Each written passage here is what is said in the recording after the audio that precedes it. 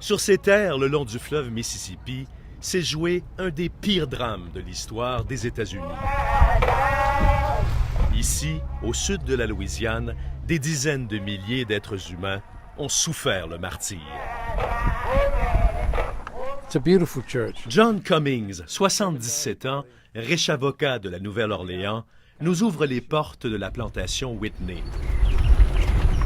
Le premier musée au pays dédié à l'histoire de l'esclavage. Des visages d'esclaves sculptés hantent encore les lieux. Well, they never gave up. They were very resilient people. They fought to be freed. Dans cette église, bâtie par des Noirs, des statues d'enfants en terre cuite nous interpellent. Chacun d'entre eux a son histoire. The little girl up there in the front, her mother had 16 children from 15 different men. And that was a fact. That was just a fact of slavery.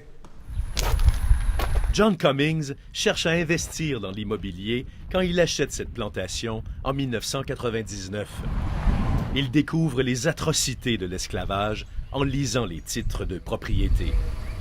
They were still treated as animals.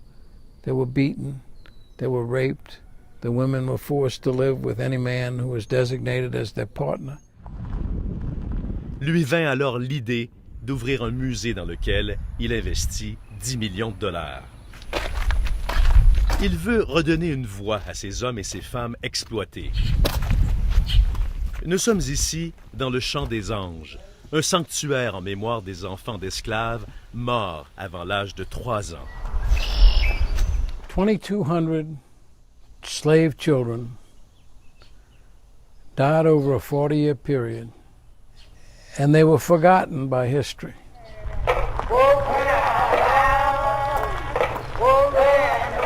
Les noms de 107 000 esclaves de la Louisiane sont gravés dans le granit.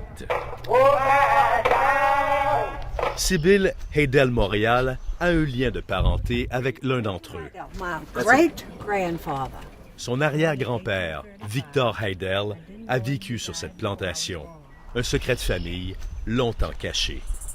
They never talked about slave. They never said slave. They never said Victor was a slave. They talked about Victor, but never used that word. L'ancien maître des lieux, un blanc, a eu un enfant avec une des esclaves noires. Madame Haydel Montréal est une descendante de cette union interraciale. So good to see you. I'm good. Yeah, you're looking good. Thank you. Thank you. Yeah. Nous organisons une rencontre entre elle et un des petits-fils des propriétaires de la plantation, la famille Haydel Marmillon. Do you think they still feel, and not only the rest of our family, they still feel a superiority over African Americans? I mean, deep in their hearts. I don't feel that in I know you don't. my family, Okay. but a lot of my cousins are still racist. 150 ans après l'émancipation de 4 millions d'esclaves, le malaise persiste. Madeleine Lévé, Charlot, Pierrot Télémac.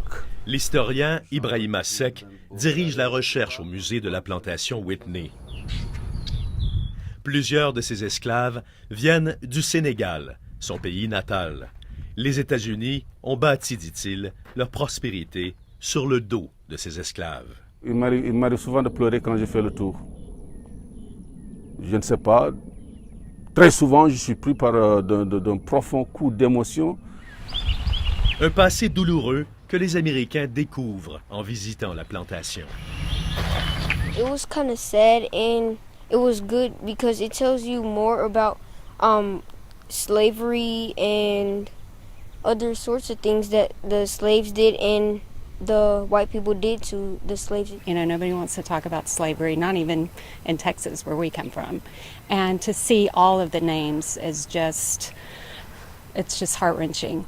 Many French, many African names here. Pour plusieurs, il est temps que les États-Unis confrontent ce passé. D'autres pays l'ont déjà fait. This had never been confronted. You know, for example, in Germany today, I believe there are 200 memorials and museums that are dedicated to the Holocaust. Il n'y a aucune honte à assumer son passé. Au contraire, c'est en assumant le passé que vous parvenez à régler des problèmes. Le docteur Ibrahima Seck croit que la violence de l'esclavage se répercute encore dans la société américaine.